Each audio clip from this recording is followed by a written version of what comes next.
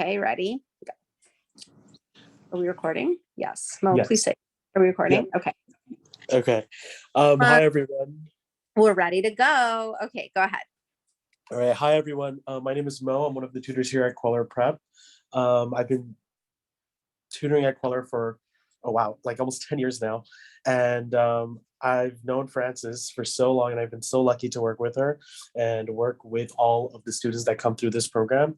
I'm here today to give you all a webinar to tell you a little bit, give you an overview of what the Hunter test looks like based on what we know from previous years and what they've been doing, consistently with the changes that have been made over the past few, which have been very few and very slight.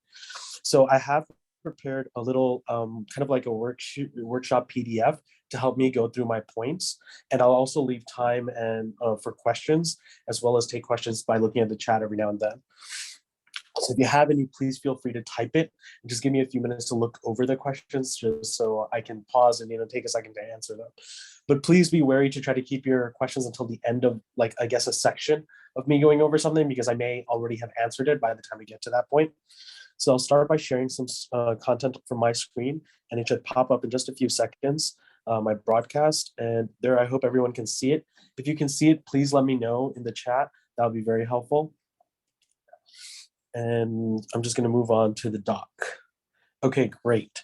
So we're here to first fully understand the test, right? So the Hunter test is, we know that it's given out to sixth graders.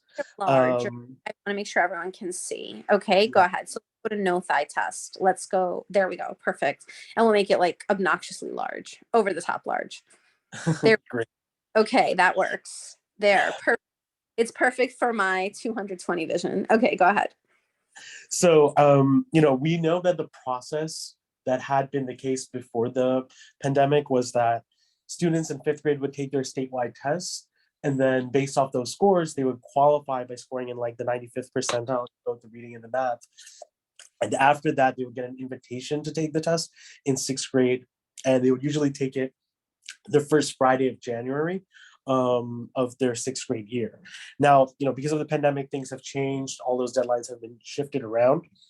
And so last year, when the test was administered in June, the overall test layout didn't change as much. It was just more so about when the test was given.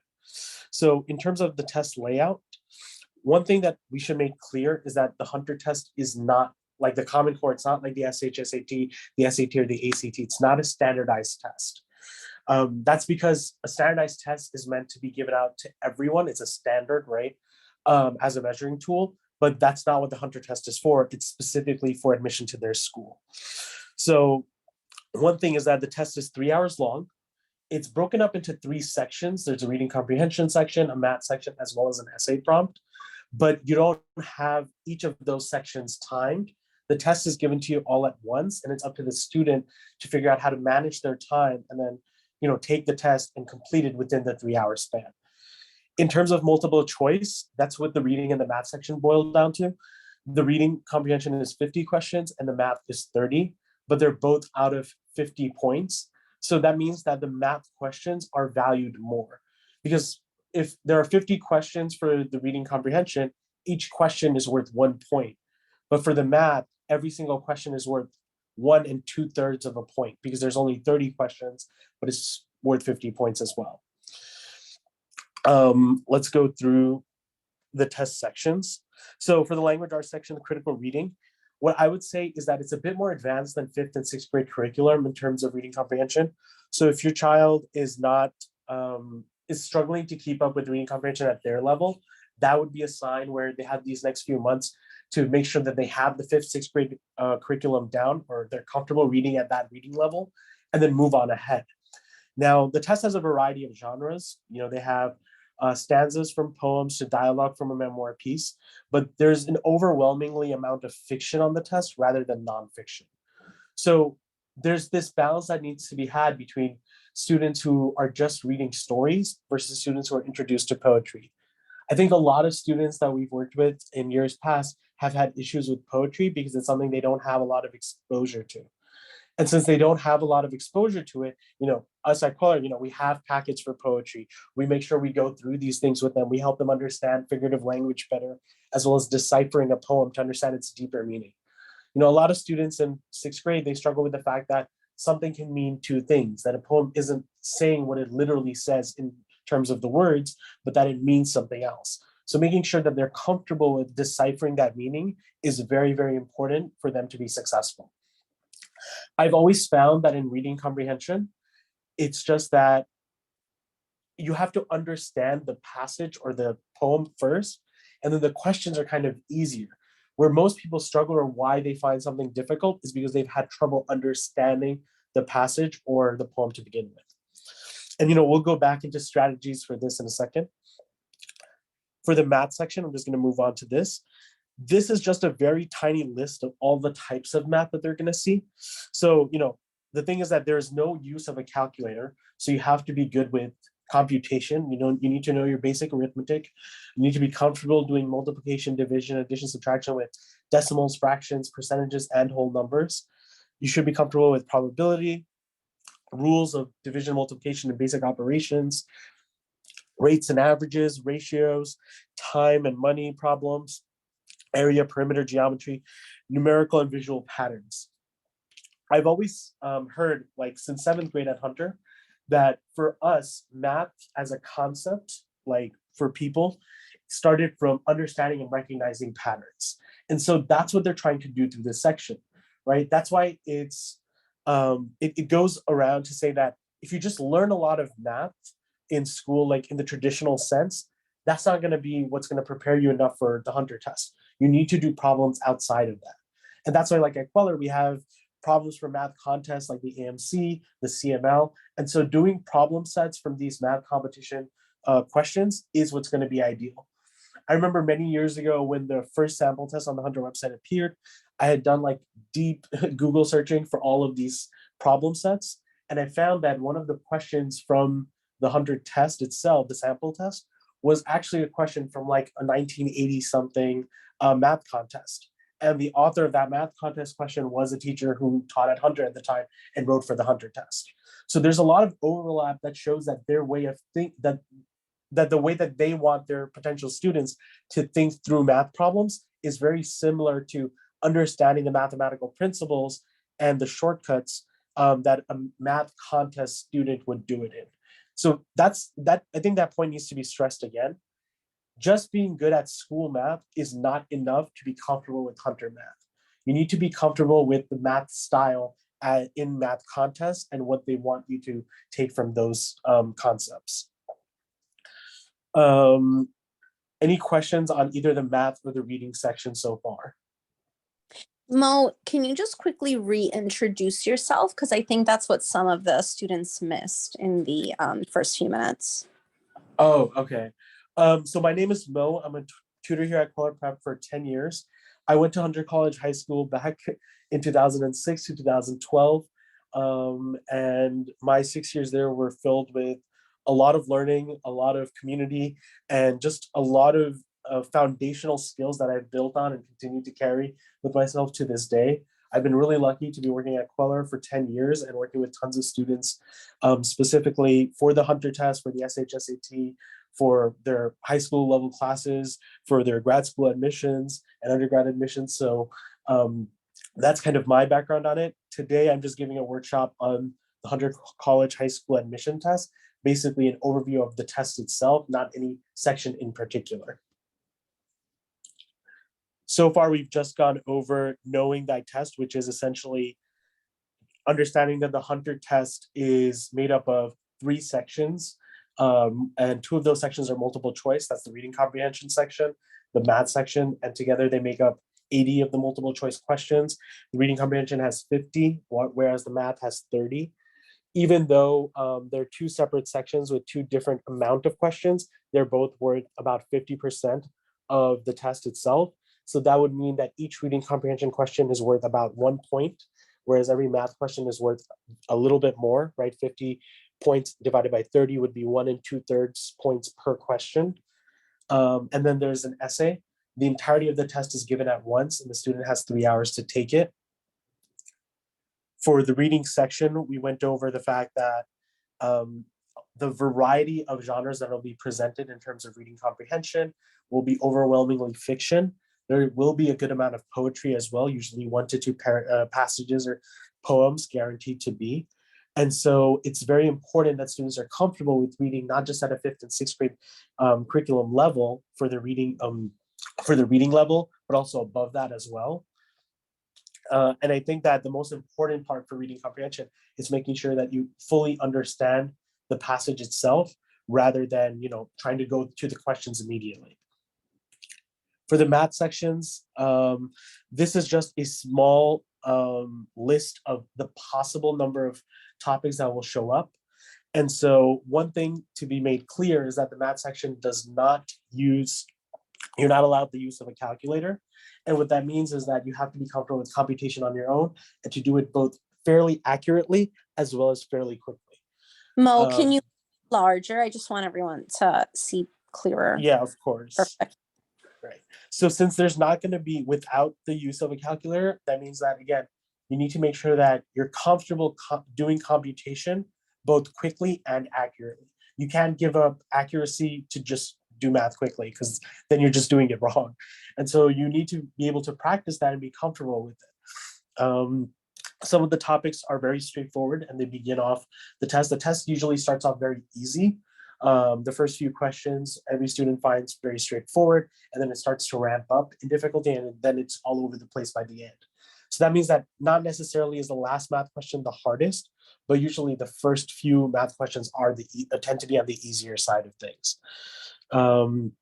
In addition, right, the Hunter test is known for word problems and tricky possible answer choices.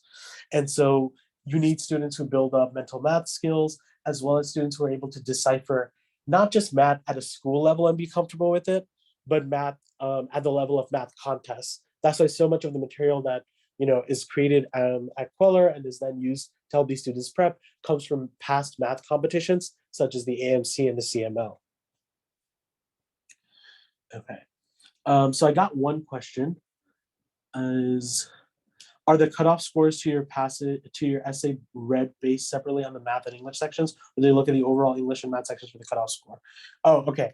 So they look at your overall before they decide, because what happens is out of, let's say, 3,000 students taking the test, the top 500 raw scores, so that's going to be both in multiple choice, that's going to be both reading and math, are going to have their essays read. Now, when their essays are read, they're read by multiple people. It's not just one teacher who reads the essay and then they grade it and then that's it. Usually it's the English and social studies department, because that's where most of the writing is done at Hunter anyway. They're going to be the ones to read the essays and give feedback.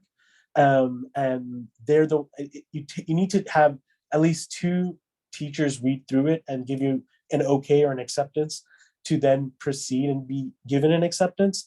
Sometimes in cases where 2 teachers are, one thinks you're good to go, whereas another one doesn't, then a 3rd teacher will be brought in to be kind of the tiebreaker. So to answer your question about if you do really well in English and get a lower math score, can you still get your essay read? Yeah, of course, right? But it depends, as always, on the cutoff. The cutoff scores vary year by year, because the year by year cutoff scores are based around the students of that batch, right? So how is the cutoff determined? So out of the pool of students who are taking the test, so out of 3,000 students, let's say, the top 500. So they have a cutoff in mind for how many essays they're going to read. And so you just have to score within the top of that many. So they're just going to, after they score everyone, they're just going to look at, okay, who are the top 500 scorers? And then that's where the cutoff is determined. So let's say 1 year specifically, the test is very hard for everyone. That means that the cutoff will be lower. If the test is much easier, then the cutoff will be higher. How long will the grading process take? Well, to be honest, that's going to come down to Hunter. In years past, just to give you an idea, students would take the test in January and then they would have their results by March. So I don't think the difficult part is the grading the multiple choice, because they just put that into a Scantron machine. It's more so, and then organizing the data in terms of the scores, at most that can take 1 day. But it's more so about going through the essays and doing, with due diligence and making sure that they get rid of, that they know who they want in terms of narrowing down how many students that there are. And then Mo, I want to add, so this past year in June, the test was administered in June. They actually began scoring right away. So it happened very fast. There was a really quick turnaround. I think what the parent is getting at is when the notification is going to take place. So it is going to happen within 4 weeks of taking the test. They will this year start notifying, and then you actually might hear that you're on the Hunter wait list by, let's say, September 15th, September 30th, which means very likely you're enrolled in another school, you're paying tuition deposit in another school. So this is very likely to happen that you may look, I'm not telling you this is ideal by any means, but just be prepared. The majority of students will find out probably July, August, but there is a batch of students that will literally be that. Michelle, I can't answer your question, but I might be able to give you a positive answer to that question. And I like that question. So I'm just going to refer everyone to Michelle's question. All right. So let's keep going, Mo. Okay. Let's keep Yeah. going. So just to, I saw a few other questions. So Steve, is 70% a good benchmark to get your essay read? In years past, it has been a good benchmark. I would say, aim always a little bit higher, because for me, whenever students take tests, whether it's practice tests at Kweller, practice tests at home, we try our best to, at least at Kweller, I know for sure, we try our best to fully condone to test taking environment, right? In terms of how they're going to come in, how they're going to sit down, how they have to ask to leave the room to use the restroom or whatnot. And so for us, we try our best to mimic test taking, the test taking conditions. But Kweller, for a lot of these students that love to go there, is in a lot of ways a second home. And I always say home is where you're comfortable. So for example, when I was growing up and taking studying for my SAT or my MCAT or GMAT or whatnot, I would wake up at 7 a.m., haul over to the New York Public Library and take a practice test there, because I wanted to take it somewhere where it was a little bit unfamiliar, because that to me is more like test taking conditions. So I always say that aim for a higher benchmark when you're taking practice tests, because on the real test, worst case scenario, you might do a little bit worse, just because it is a completely different environment. And I'll go into my suggestion for the time spent on each section in just a bit. Richard, do you think the test will happen this year? Yes, I think the test will happen this year, but as Francis has said, we can neither confirm nor deny any kind of date. All right, so I'll continue moving through the test. Yeah. I think that's the responsible thing to do, because here's what I will tell everyone with confidence, and literally the micro minutes that Hunter publishes the test date on the website, that's when you're going to get the email from Kweller. It happens so fast. So we literally have an email that's on standby. And those of you who get the Kweller emails know that we're always sending stuff out at 9 p.m. When the Hunter exam is announced, we are going. So we can't go into details because we've heard it from the birds and we're waiting to hear it from the actual website. With that being said, you should also know, and Mo, I assume you already know this as well, the test is actually going to be administered in the boroughs. So the exam will be administered in Queens, in Brooklyn, in Bronx. I don't know what's going on with Staten Island. You guys somehow didn't make the cut, but it is going to be administered in 4 out of 5 boroughs. So that's pretty cool news. You're not going to have to travel as far. So it was administered last year at each CUNY community college that partners with Hunter. So keep that in mind, that you're not going to have to do this gargantuan travel. And then Mo, if you don't mind just adding, the test will be in a weekday. So I can narrow it down that it's not a Saturday, that I can do. And then it's an official absence. So you get an excused absence for those who are testing that day. And it's always a morning exam. So keep that in mind too. And Mo, if you want to add anything to that, you can. Yeah, as Francis said, it's always going to be a weekday.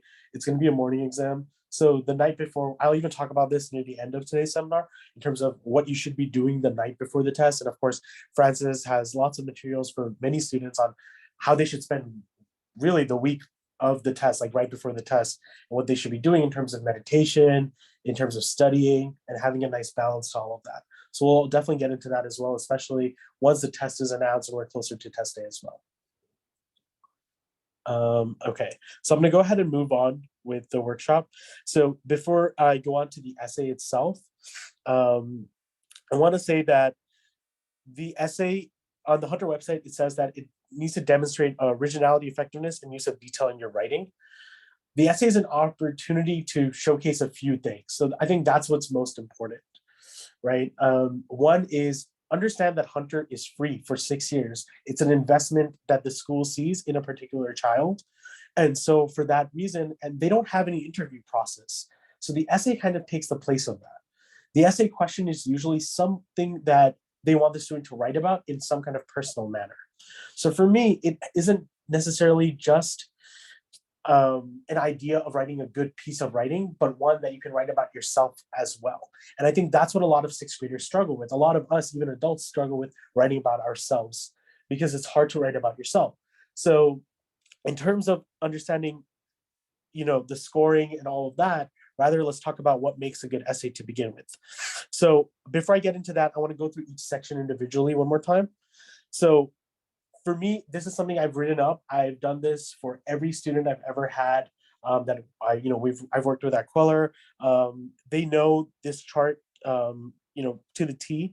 It's how to read, right? And when I say how to read, it means how to get through any kind of reading passage that you have, whether it's poetry, whether it's prose, whether it's fiction, whether it's nonfiction. So I'm just going to go through this with you all quickly, just so you can, share these strategies with your child. So for me, reading comprehension is broken down into two sections. One is reading, and the other one are the multiple choice questions that are asked. For reading, you read the passage first, not the questions. There's always been a big debate amongst educators about when we do multiple choice, do you read the questions first or do you read the passage first? I know, having taken numerous tests throughout my lifetime, which all have reading comprehension, that this tried and true method is to always read the passage first. And let me back up to tell you why. When you're younger, it might seem like it's easier to read a question first and then just read the passage and then, try to find the answers to the passage and move on. The thing is that you're building bad habits. And, this is something my parents always told me when I was younger. Habits, good or bad, are hard to break. So why would you ever build a bad habit to begin with, right? So you want to read the passage first, because if you don't, what's going to end up happening is once you come across a question that isn't specific enough to a certain portion of the passage, but to the passage as a whole, you're going to have to end up rereading the entirety of the passage. And on a time test like the Hunter test, that's a huge waste of time, right? So you don't want to read, you want to skim. And what skimming means is you focus on major details and you ignore the minor ones. So an example would be if there's a paragraph about somebody going to a shop to buy a list of ingredients or a list of party favors, the list that they give you in the passage is unimportant. What's important is, why are they going there? Did something happen? Because if there's a question about which of the following items did Sandy not pick up at the store, you know where to go back and you can just quickly look through that list again. But if you miss the entirety of why that person or character went there in the first place, you have to end up reading the entire paragraph. And so that's the difference between skimming, where you focus on major details and you ignore minor ones. I'm a big advocate for, and I know Frances is as well, she spends so much time gathering the supplies so that students have very colorful pens, so that their notes really shine on paper, and it's something that they can commit to memory because of how colorful it is. Annotate. As you're reading, mark things up, circle words, underline, highlight, write on the margins, right? Your annotations only need to make sense to you. So for me, when I annotate, I don't even write incomplete sentences, or I might put like Pictionary like images, because for me, that's what I need to make sure I understand what's going on in the passage. Remember that these annotations that you do on paper, yes, sure, the test is collected and they'll see your annotations, but they probably won't look through your annotations, right? They only care about two pieces of paper, the Scantron and where you wrote your essay. So those are the two most important parts. As you're annotating, which is to say summarizing or simplifying what you're reading, you should do it on a paragraph to paragraph basis, except when a paragraph is too long or when a paragraph is too complicated. As you annotate, remember these two acronyms. The first one is DID, which stands for dumb it down. And the second one is KISS, which stands for keep it simple and short. If there's parents here, I know that growing up, you probably heard of KISS and it meant keep it simple, stupid. But I like to go with keep it simple and short. And in both cases, the it that I'm referring to is the passage itself. I always tell students, if you've read something and then you can comfortably explain it to a 5-year-old, you've done a great job at understanding how to really get it down to its core elements. And that's really what you want. because you need to read a passage and then move on, right? Because there's a certain pace to uphold on the test. For this one, I'm going to go a little bit off topic for a second. Just bear with me. It'll make sense at the end. Predict questions that you already know the answers to. So let's take a step back. And I use this example with students all the time. Imagine that I am your history teacher in school, right? And we're learning about the Civil War. And we have 2 weeks, week 1 and week 2, Monday, Tuesday, Wednesday, Thursday, and Friday. So all of these days that are marked with an L stands for learning. These 2 days are spent reviewing, and this is the test. Now, I always tell students this, and you all can chime along as well. If I'm the one that's teaching you about the Civil War, and I spend 3 days teaching you specifically, or we spend 3 days learning about a specific battle, right? The Battle of Gettysburg, and we spend 1 entire day reviewing that battle, what does that tell you, the student? Well, it should tell you right away that, wait, that battle is important and it's going to be on the test, even though I never said it, right? So the key for the student to make that jump in cognition, to understand that, wait, this is something I need to put more focus on, it's because of repetition, right? And this added stress I have when I teach it to you. So that same way, in a passage, when you can predict questions that you already know the answers to, if you see that something is being said over and over again, if there's a sudden shift in mood or tone for the author, then you know that something important is happening. In a poem, when stanzas shift in terms of length, or when there's a change in rhyme scheme, or when something's repeated over and over again, that tells you that this is important, there's going to be a question about it, I should pay very close attention to it. And so that's what this bullet point really means. Predict questions that you already know the answers to. It's a skill that people build over time, right? And with more practice and reading more pieces of text, you'll get better at it. The other thing I want to say is that remember that a lot of the majority of the passages are in fiction. So always pay attention to point of view, especially if there's a lot of dialogue going on. Every indentation means that there's a change in speaker. These are the types of points of view, or like the types of first person, second person, third person that a piece of writing can be written in. These are the hints to identify them. So if you see a lot of I and me in it, that means that our body of text is written in the first person. If there's a lot of you and we, then it's written in second person. If there's a lot of he, she, they, them, him, her, then that means that it's written in third person. So that covers the reading aspect of things. And then we'll move on to the questions. Are there any questions per se on the reading strategies thus far? Nope. Okay, great. So let me move on to the question section now. So whenever I've asked students in the past to identify what are all the question types that they've come across, they'll tell me, inferences, detail, vocabulary and context, main idea, cause and effect, not/except, line/paragraph number, author's tone, mood, right? So and this is just a small list, there's a plethora of them. The nice thing is that all of them are done using the same golden rule, which is all must be answered using passage-based evidence. So I always tell students who have, once in a while, they'll come across a passage, which is a small excerpt from a book that they've read already. And so some of the students will get really excited and they'll chime in like, oh, Mo, I already read this book. I know where this is from. And they'll start going to the questions. But the problem with that is that every student has a fair shot in the test. So you can't just jump right into the questions. You actually have to read the excerpt, because all the questions can only be answered using the knowledge from the excerpt, right? So that's why you shouldn't use any outside knowledge. That's the way I would put it. So that's why I always tell students that, hey, if you've read this before, if there's a passage about whales and you've written 1,000 reports on whales and you love whales, right? You can't use any of that outside information to answer anything, because that'll actually cause you more harm than good in this case. All right. In reading comprehension, I always say you are your own worst enemy, and it's because of doubt. I'm sure this has happened to all of us at a certain point when any of us tested. It still happens like to students to this day, and I don't think it will ever disappear. Let's say there are 4 answer choices, A, B, C, and D, right? You'll write down that, oh, okay, it's between A, B, C, and D. It's not A, B sounds good. It's not C. Wait, D sounds good as well. And then you keep on going back between, is it B, is it D, is it B, is it D? And ultimately, you go with D, but what was the answer all along? It was B, right? And so this confusion and being stuck between 2 answer choices has happened to every single student. And so our job is to try to minimize that doubt, which stop them from picking B right away, or understanding why B is definitely the stronger answer. And so these are some tips to go through the multiple choice questions. So if an answer is not correct, even if it is true, because it must answer the question being asked, right?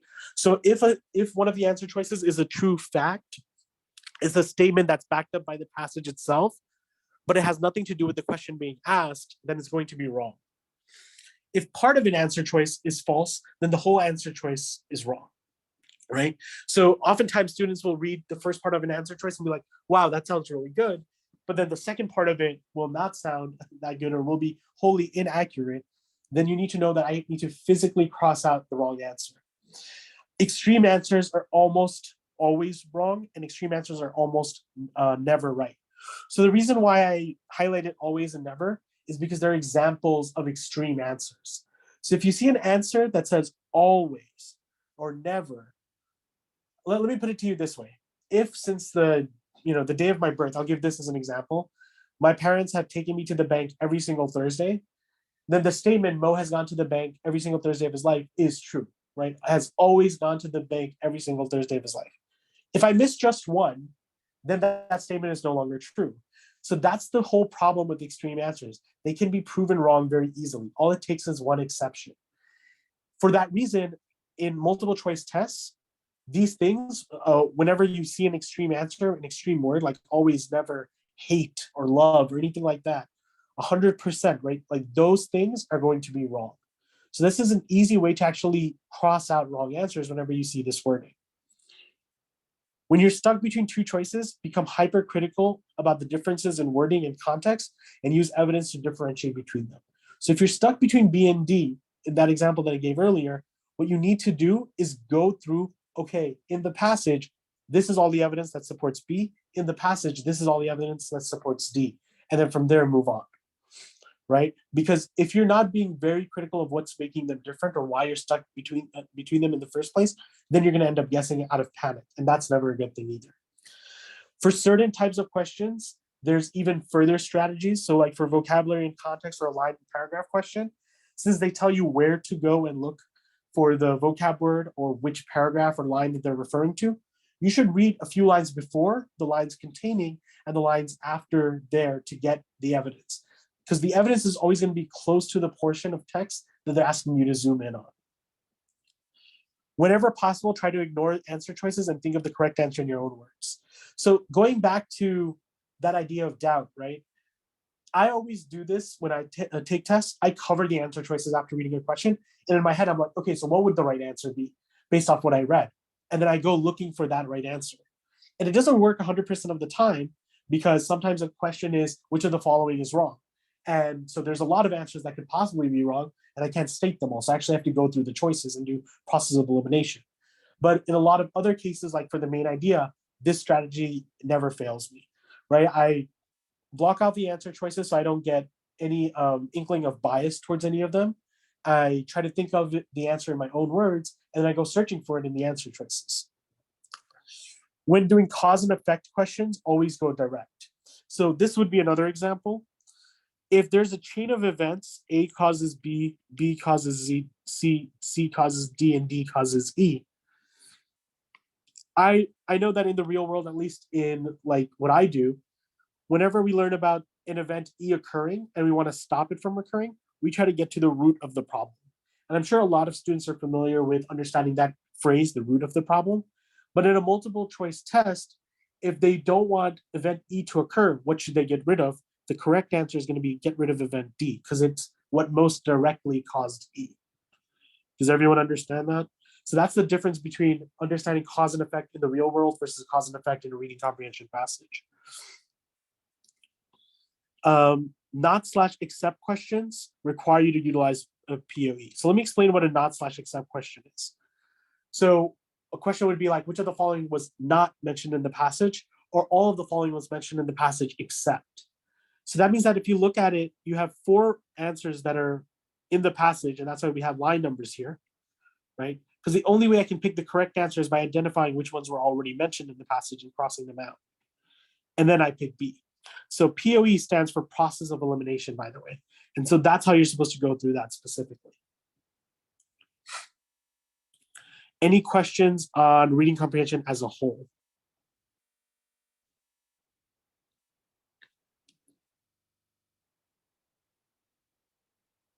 Okay, great.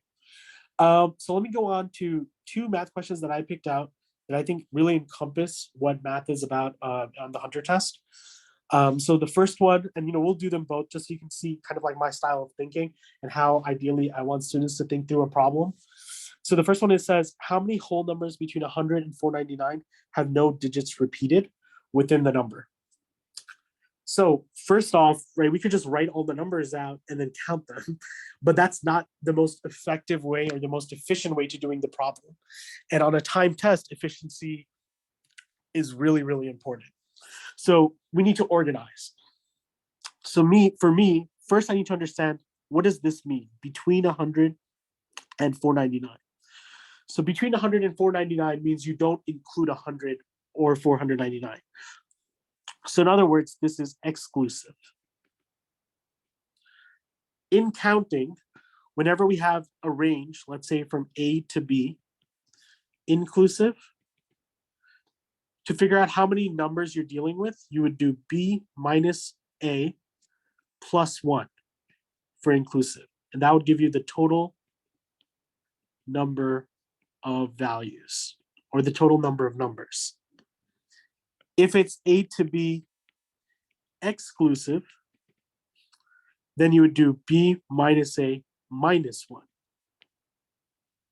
And this would give you the total number of values.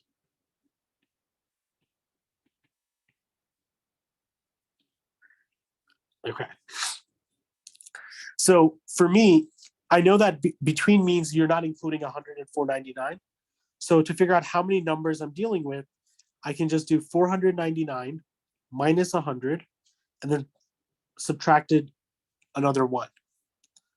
So it's going to be 398. So I'm dealing with 398 numbers. They're asking me for how many whole numbers have no digits repeated within the number.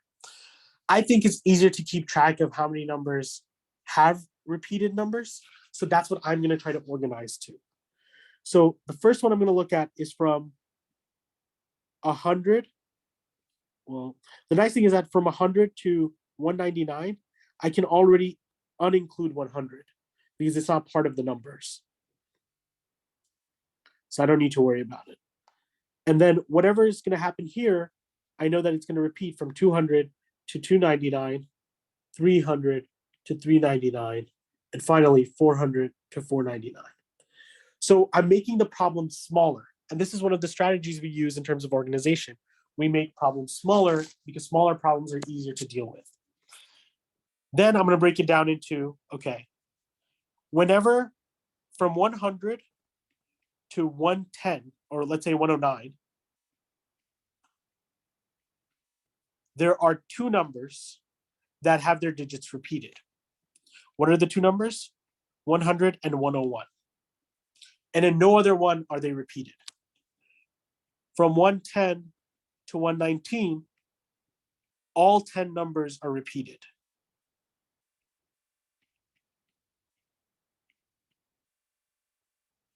And remember, why am I looking at which ones are repeated? Because those are the ones that I'm not going to count. So if 2 of these are repeated, that means that there are 8 numbers that will not repeat. Since all of them are repeated, there are 0 numbers here. And I hope you all notice the pattern now. From 120 to 129, there's going to be 2 numbers, 121 and 122. You're going to always have to worry about the first digit being repeated and then the second digit being repeated. Does that make sense? Yes, so we're not including 100 because it's part of the numbers that we don't count.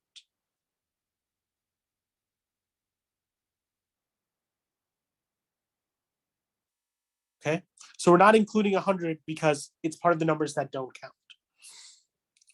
The numbers at the bottom are the ones we're counting. So this 8 represents 102, 103, 104, 105, 106, 107, 108, Am I forgetting one? 109. There we go. Yeah, great, no worries. So you'll notice that for every single other group of 10, there's going to be 8 numbers, right? And so there's going to be one for 130 to 139, 140 to 149, 150 to 159, 160 to 169, 170 to 179, 180 to 189, and then finally 190 to 199. So we're going to have, let me just double check, 1, 2, 3, 4, 5, 6, 7, 8, 9. 9 groups of 8. So from 100 to 199, we're going to have 9 groups of 8, or 72 numbers that will not have any digits repeated. And in the same exact sense, all of these things are going to be repeated for each of these brackets that we've created. So there's going to be 72 numbers here, 72 numbers here, and 72 numbers here. So altogether, there's going to be 72 times 4, or 288 numbers that will not have any digits repeated. And that's going to be the correct answer. So oftentimes, one of the things I like to do with students is I like to give them questions that are non-multiple choice, so they actually know how to do the problem, rather than having multiple choice as a crutch where they try out every number. Because sometimes trying out every number can take more time than understanding how to do the problem. So why is this such a good Hunter problem, or why is this problem so emulating of what Hunter's looking for? They really want students, right? This isn't like crazy hard rocket science. You need to know higher level algebra. This is just counting. But someone who does it in an organized fashion and has a plan will always have an advantage over someone who doesn't.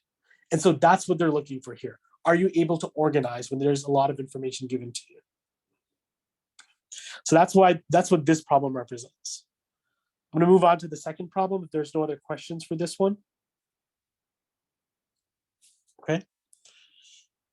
For problem number 2, it says, by placing a 5 at the right-hand units place of a 3-digit number, the value of the number is increased by 6,647. Okay, so let's break it down into portions. So we start off with a 3-digit number that's unknown, and that's what we're looking for. What is the original 3-digit number?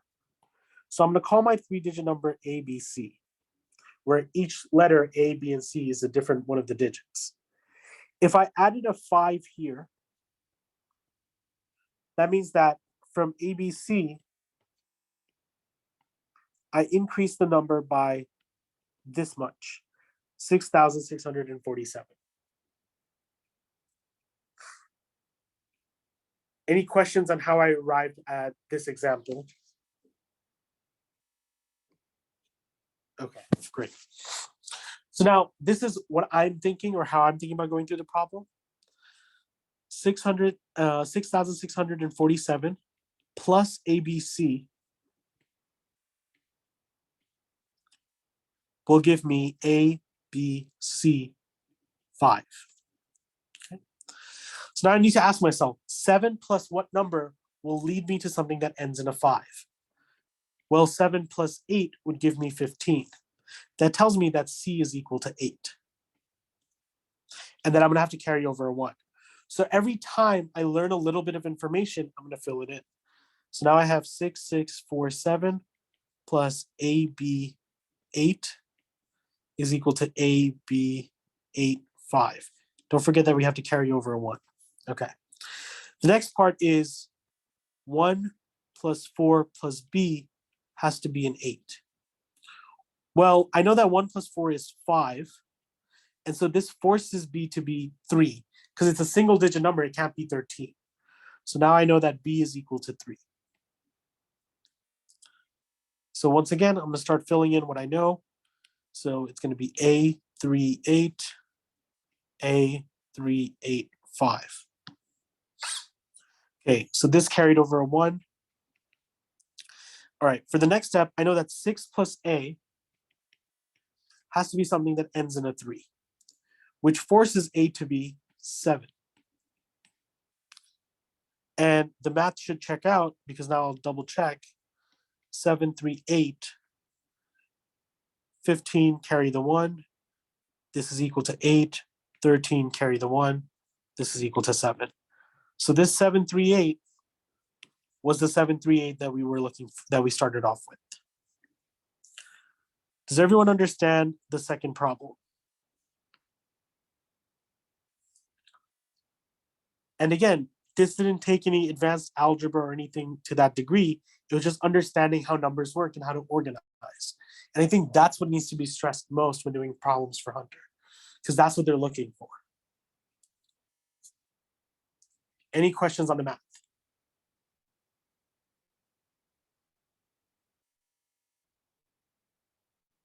Okay, great.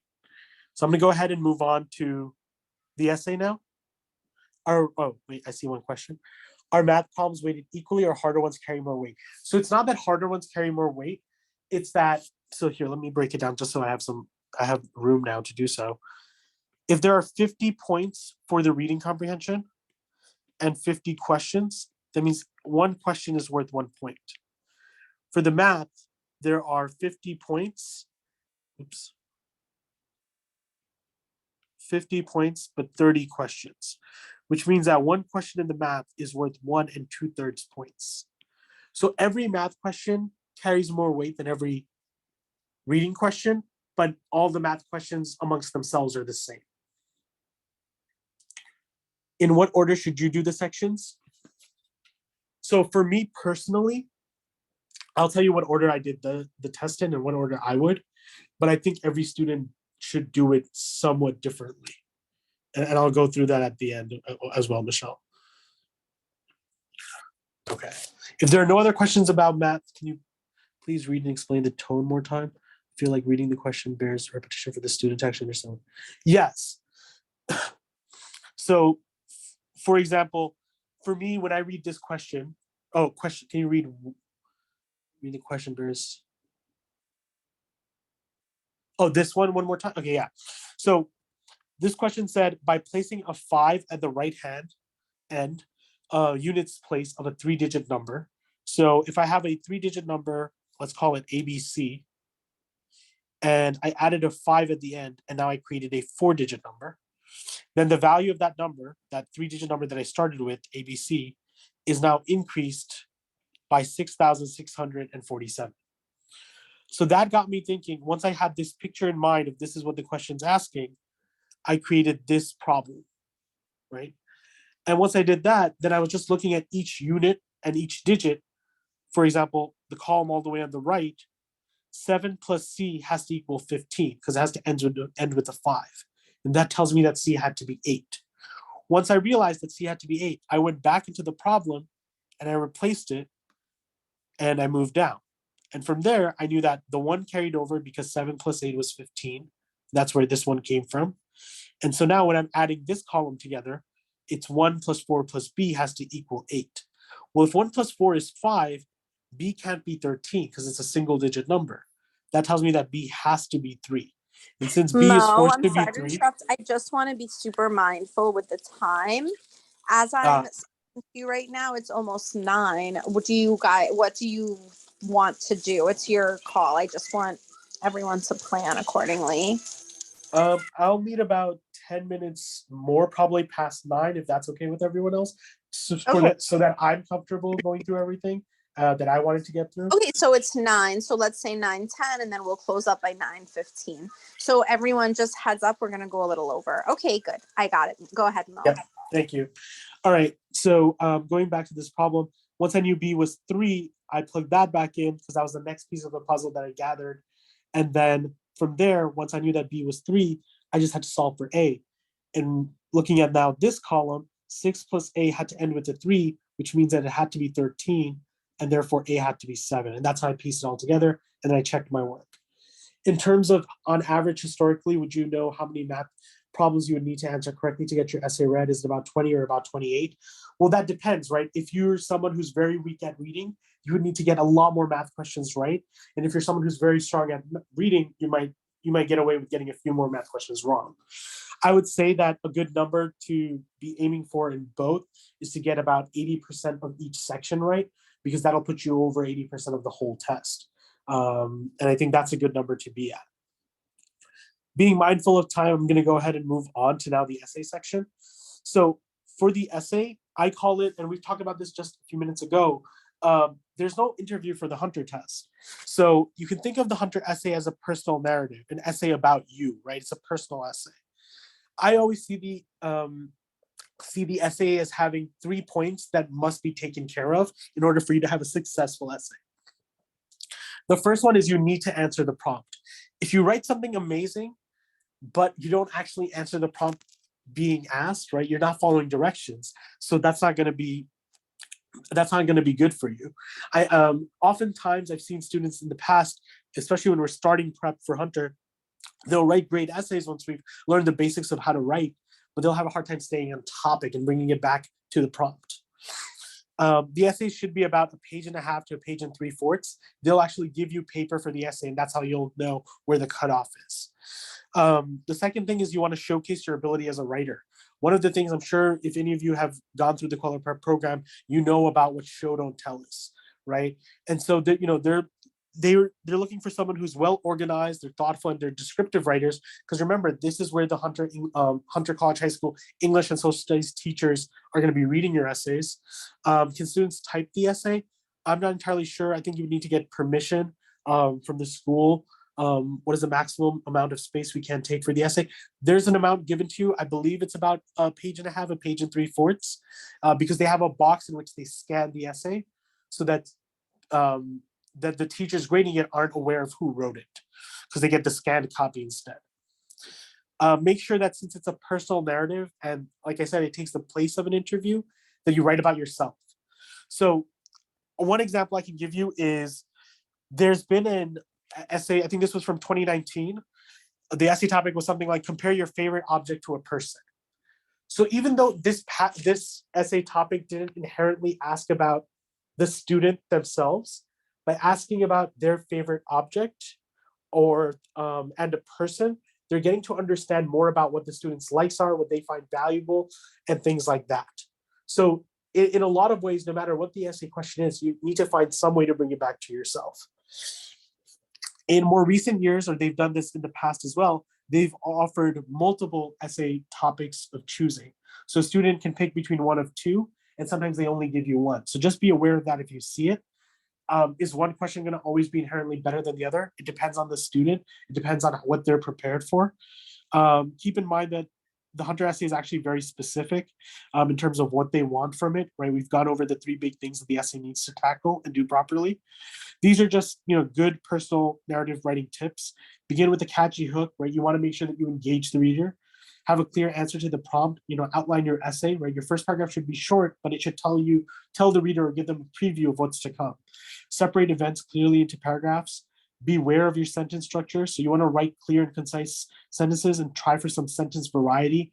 That means combine sentences that are too short, but also have some short ones. You don't want to have sentences of all equal length, because then your writing starts to sound monotone. Beware of word choice. Get rid of dead words or use sophisticated words instead. I know that the students at Kweller have a great vocabulary because of the program there. So make sure you utilize those vocabulary words. Have a clear conclusion, which restates the words from your prompt and your essay as a whole. Bring it all back to the hook to form like a circle and give it like a nice ending right at the end. One thing that I wanted to add on as well is that besides like all of these writing tips in terms of the personal narrative, in more recent years, there have been takes where they'll give a passage that has been mentioned before and they'll have multiple choice questions to it, but then that essay will go back and refer back to that passage. So this is something that I had one of my students work through a few years back. So this is a short story called 7th Grade by Gary Soto. It's about someone who's starting 7th grade and their first day back and how they feel going back to school. And so in this short story, this boy, who's our main character, is trying to impress this girl that he has a crush on. And so he acts foolishly, saying that he knows French when he clearly doesn't, and the French teacher kind of just lets it pass. And this is the story, and of course there's going to be multiple choice questions after it, but there's a writing prompt that has something to do with the story, but he could probably still answer without going back to the story. So the prompt says, sometimes people go to great lengths to impress those who are important to them. In some grade, Victor acts in ways that range from silly to downright embarrassing in an attempt to impress Teresa. What do you do to try to make an impression on others? So I want to show you again that even though they might relate it back to a reading passage that might have been mentioned in the test already, it's going to be a question about you. It's still going to be personal. And it doesn't necessarily mean that you have to refer back to the reading passage that you read, because in some ways that can hurt you instead of help you, right? Because they're asking about you, but they're giving you context through a reading passage so that you can understand the writing exercise a little bit better. And so this is another example of a skill that, one should work through.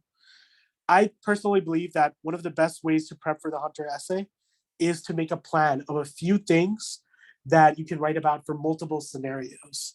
If we have a writing workshop, or if you've seen any of the writing workshops that Francis has posted already, or on the Kweller website, or on Kweller's YouTube, they go into depth about how a strategy for the Hunter essay is to already have premeditated topics that work for multiple scenarios. And then it's just about adjusting them to the scenario.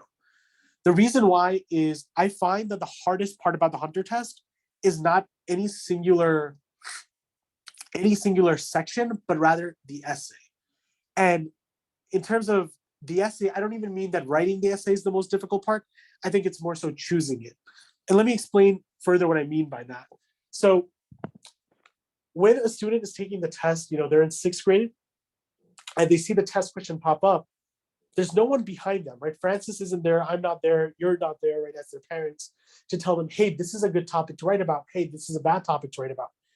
It's that moment of decision making that it boils down to. If I may share something like, a personal story, my brother took the Hunter test and he didn't get in, but I know for a fact he did much better than I did in multiple choice. And the reason why he didn't get in is not because he wrote a bad essay, but I think the topic he picked wasn't the right one.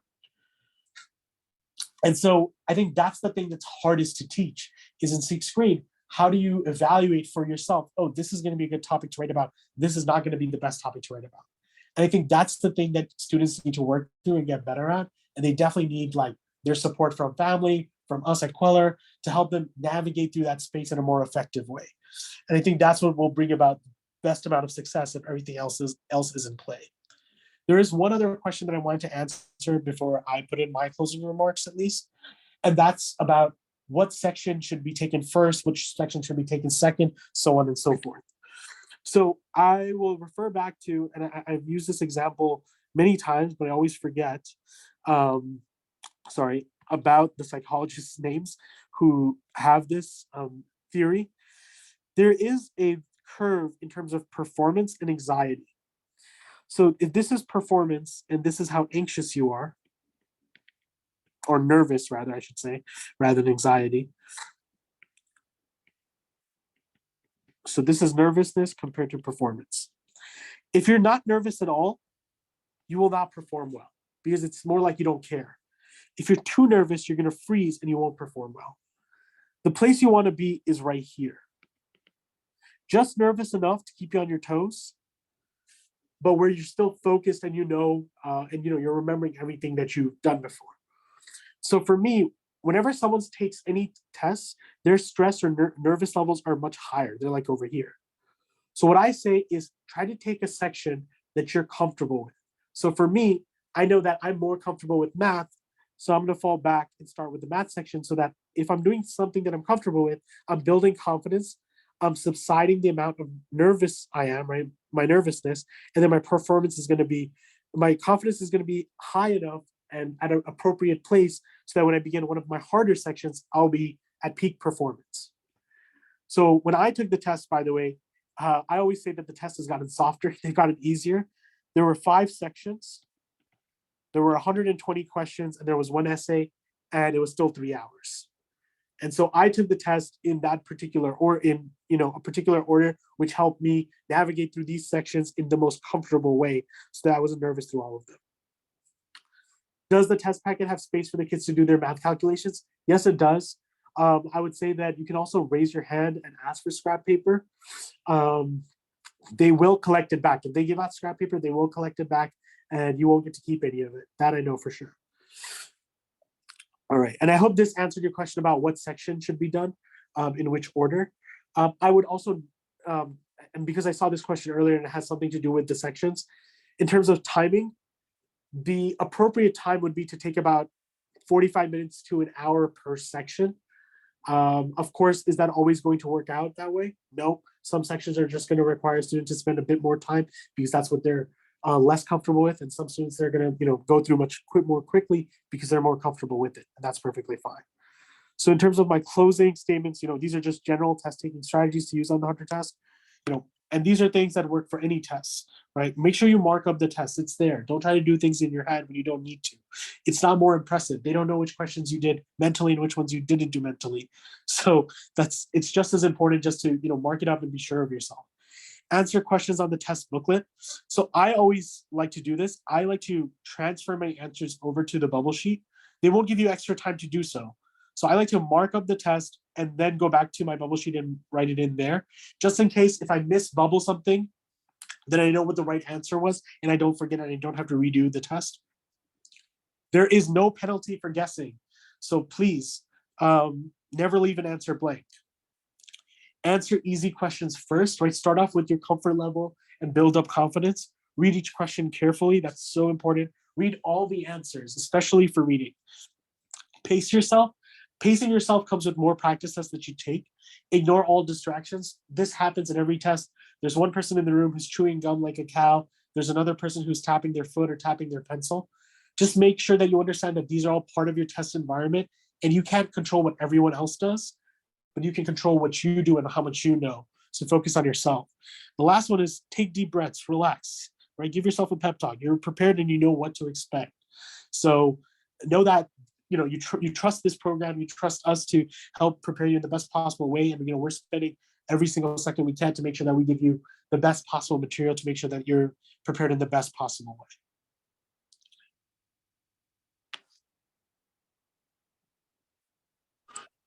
So Mo, it's 9:10 right now. So are we okay to finish up? Are we good? Yep, I'm good. I put in my last statements. If there's any final questions, I can take them. Everyone, can you please type thank you into the chat box? Mo did this on 2-day notice. I just want to say thank you for being around. Oh my God, with me for over 10 years. Mo deserves a prize. Mo deserves 10 years. How do we do this, Mo? Thank you, everyone. Well, we do it for the kids. Yeah. Thank you all for being here. I know it. We do. We actually love working with your bright minds. It's really stimulating. So I want to just let you know, like, we love it. We love the math games and the vocabulary and the brain teasers. It's really, really good. So we're letting you know. And everyone, I hope that you learned a lot and got a lot out of it. We are going to be running classes at Kweller, and I hope that this is your opportunity to take it from here. Who wants to see the test prep baby? Does anybody want to see the test prep baby? It's a really good way to end the webinar. Who wants to see the test prep baby? Ready? Okay, guys, get ready for this. Ready? Say hi. Say Hunter. Say Hunter. Say Hunter. Hunter. Sorry, Mo, he's not there yet. Say Hunter. He's like, what is this? Hunter. Hunter. Say Hunter. Nope, he's not there yet. Bye, Jacob. Say bye. Say bye-bye. Show bye-bye. Say bye-bye. Jacob, say bye-bye. Bye-bye. Bye-bye. He's adorable. He's kind of waving. He's sort of waving. Bye-bye. Say bye-bye. Okay. All right, Mo. Thank you, everyone. Thank you for listening. I hope that you got a lot out of this. Okay. Thank you, Mo. Thank you for everything. Bye, Of everybody. course. Have Thank you all. Bye, Bye-bye, everyone.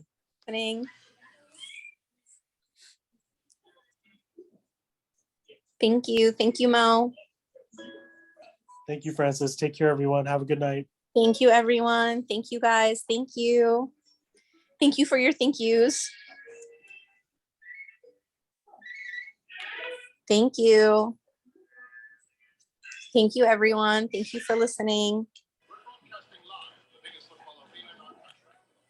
Thank you. Thank you, everyone.